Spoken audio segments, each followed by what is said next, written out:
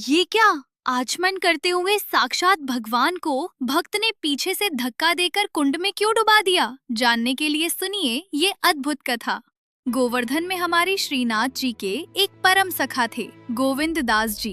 एक दिन भगवान ने उनसे कहा, गोविंदा, मेरा दाल बाटी खाने का मन है, और वो भी मंदिर के 56 भोग में नहीं, तेरी कदम खंडी में आकर गोविंद दास जी ने सोचा कि भगवान ऐसे बाहर कैसे खाएंगे, पर वो उनके सखा भी थे, तो चुपचाप मंदिर से बाहर जाकर कंडे पर दाल बाटी बनाने लगे। पर भगवान को तो एक पंथ दो काज करने थे। गिरिराज जी की तलहटी में एक झाड़ू लगाने वाला सफाई कर्मी था, जिसे अछूत मानकर मंदिर में घुसने नहीं दिया जाता था। वो बेचारा बाहर खड़े होकर दर्शनार्थियों से बस ठाकुर जी का रूप पूछता था और रो कर कहता था, प्रभु, मुझे अगले जन्म में चींटी बना देना, ताकि मैं आपके 56 भोग में बैठकर आपके दर्शन कर सकूं। भगवान उसके इस निर्मल भाव पर पूरी तरह रीझ चुके थे। जब मंदिर बंद हुआ तो भगवान सीधे उस झाड़ू वाले भक्त के पास पहुँचे और जोर जोर से चिल्लाने लगे, अरे कोई आओ, मेरे पैर में कांटा लग गया है, मुझे बहुत दर्द हो रहा है।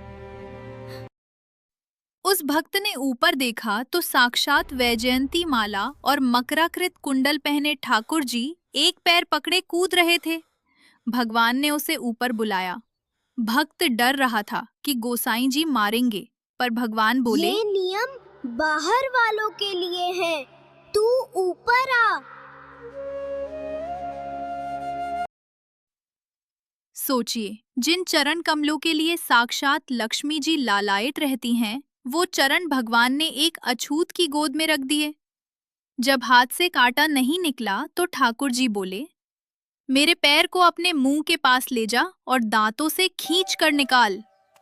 कांटा निकालने के बाद भगवान बोले कि अब मुझसे चला नहीं जा रहा, मुझे अपने कंधे पर बिठाकर गोविंद दास की कदम खंडी तक ले चल।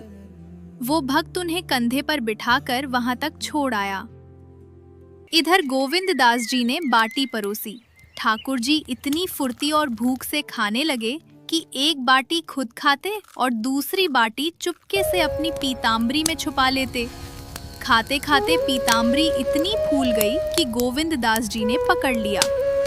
लाला, ये बाटी खाकर तू इतनी जल्दी मोटा कैसे हो गया? जब उन्होंने पकड़कर देखा तो अंदर से बाटी गिर पड़ी।